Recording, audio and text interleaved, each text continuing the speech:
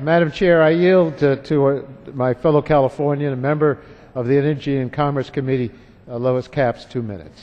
Gentlewoman from California is recognized for 2 minutes. I thank my colleague for yielding, and Madam Chair, I rise to speak against this hazardous piece of legislation. H.R. 1938 directs the President to allow Canadian oil companies to build a dangerous pipeline through American lands and waters. H.R. 1938 would expedite the pipeline's permitting process, despite a long list of unaddressed concerns from numerous communities. The environmental impacts of this pipeline, which would extend over 1,600 miles through 6 states, have not been thoroughly considered. And we know that this project has the potential to significantly impact the environment. We've already seen what damage can be done. There have been 12 spills along TransCanada's Keystone pipeline in its first 12 months of its operation. And the Keystone XL pipeline will deliver some of the most destructive oil on the planet. Tar sands oil contain higher concentrations of toxic chemicals like sulfur, nickel, nitrogen, and lead than conventional oil.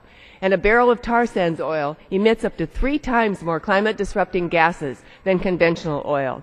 Building this pipeline would be the greenhouse equivalent of adding roughly 6.5 million passenger vehicles to a highway, or constructing 12 new coal-fired power plants.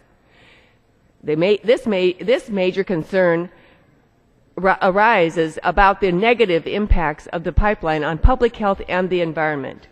At a time when we must find ways to end our dependence on fossil fuels, it is simply not in the national interest to deepen our reliance on one of the most dirtiest forms of oil on the planet.